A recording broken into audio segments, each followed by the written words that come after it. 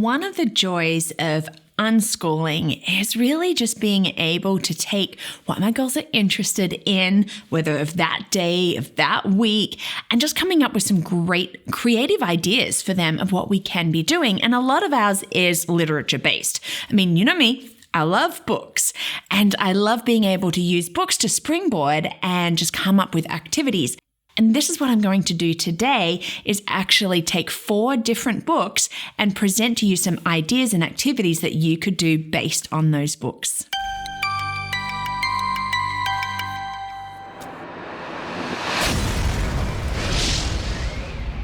Hi, and welcome to Learning Life, and thank you so much for joining me as we do something fun today.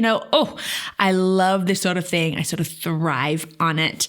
And I also love making these videos for you, and I hope that you enjoy them. And if you do, you can subscribe, you can share it with your friends. Now, yes, I unschool my girls and we are having a great time with it. And I love taking what they are interested in and then just, sort of springboarding that idea. We do a lot of crafts because they are younger. But you know what? Who doesn't love a craft? I mean, there are so many things that we can learn from that.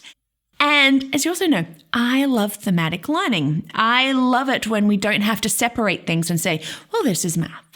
And this is science, and this is history, and this is English. I love it when it can all come together under one theme. And, so much so do I love this. And, been talking with friends and other people that stay tuned. Learning Life will be presenting some pocket packs. These are going to be thematic units that you can, whip out of your pocket, if you need some ideas for your children or something that they're interested in, or you just want to fill in like some activities over a few days or up to a week. I am so excited about writing these for you. This is what I love. So stay tuned for pocket packs. And hey, if the idea is intriguing to you and you want to know when they come out, go to my website, learningthis.life, and subscribe, and I will let you know when these packs come out. All right, so today, this is going to be fun. I asked my girls to go and select 4 books out of their room. 4 books that I knew that they loved and we've read many times. But I said, go and pick 4 books. And then when they brought them to me, I gave myself that no more than 5 minutes per book to come up with some ideas and activities that would maybe take an hour with my girls. And we actually then did them and we had fun with them. And so today, this is what we're going to do. We're going to start, first of all, with Magic Beach by Alison Lester. On my beach, my magic beach, all these great things happen. Oh, so many good things can happen, like with a beach sort of theme. Well, of course, we read the book. And then what we did was we made jellyfish.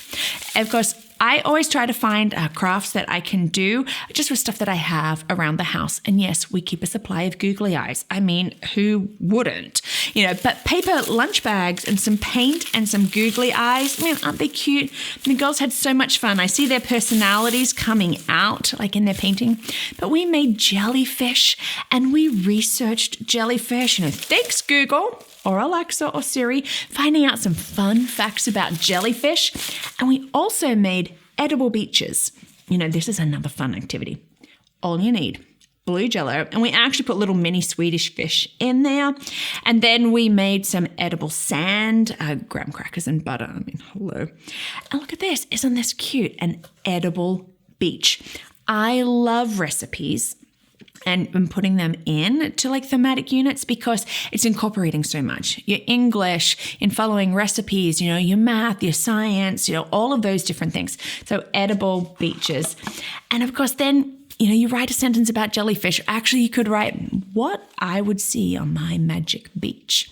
So these are just some simple ideas based on Magic Beach by Alison Lester. Another book is Wombat Divine by Mem Fox. Oh, sweet, sweet wombat who just wants to be part of the nativity play.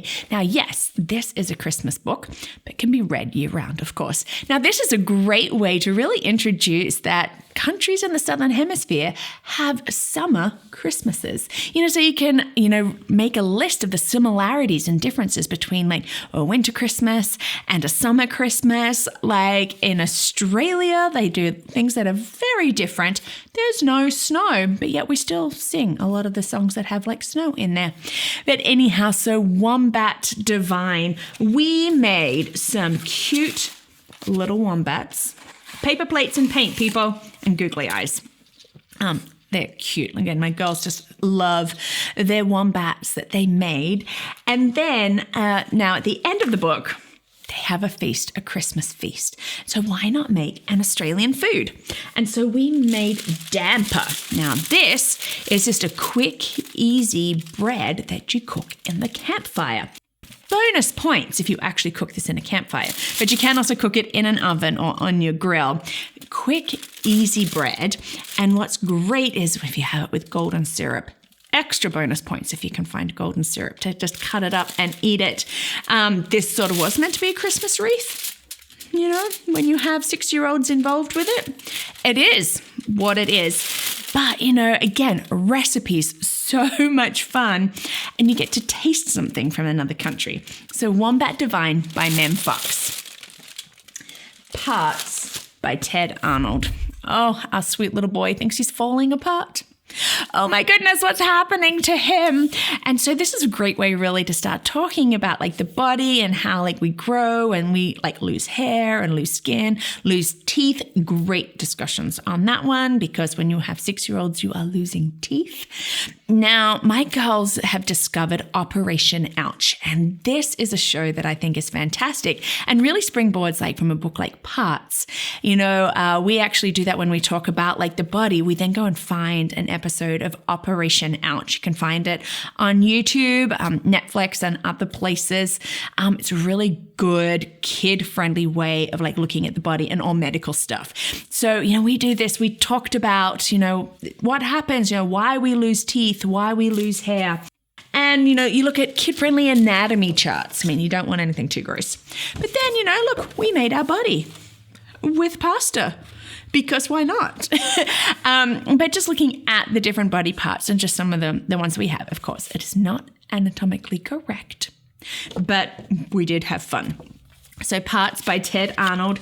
And then our last one, Albie and the Space Rocket by Andy Cutbill. Now, Albie, poor Albie, as we say, his bed gets stolen. Oh my goodness. And what happens is his bed and then other things get stolen and are made into a rocket. And so you can make rockets, make balloon rockets and shoot them across that string. Or if you have older kids using bicarbonate soda and vinegar and all of that to really experience a rocket. Or just a simple toilet roll paper craft. Again, things that you just have around the house you can easily make. Now, in this book, the elephants, they power this rocket with baked beans. Bit of a crazy space rocket fuel, right? Baked beans. Well, we had fun coming up with creative concoctions, our own recipes that if we were to have a super duper intergalactic space rocket, how would we power it? And we wrote our recipes for our rocket fuel. So these are just some simple easy activities based off books that I all came up with in less than 5 minutes. It can be done, my friends. It can be fun and it can be easy. But again, pocket packs are coming and they're going to be based on things like this, okay? In different ages. Sign up to find out when they come. But hey, why not see if you can get a hold of these books at the library and try it for yourself and try these activities. I will have them all on my website, learningthis.life. So head there to have the instructions for how to make these because I'm not going to leave you in the dark. I love being able to just share the ideas. But thank you as well so much for watching today. And I hope that this is just sort of maybe sparking some ideas and creativity in you, because our learning doesn't have to be to a set curriculum if we don't want it to be. And our learning can be spontaneous, so much so of like, Mom, read me this book. And then you're like, oh, we could do this. And then we could do that. Oh, we could bake this, so many different things that we can do. And that is the unschooling approach that I love with my girls. But it's also just deep down in my heart, thematic learning and building on that. Oh, brings me such joy. Well, thank you so much for watching. And if you love these videos and want to see more of them, you can join us as a champion, and you can do that through patreon.com or check it out at my website, learningthis.life.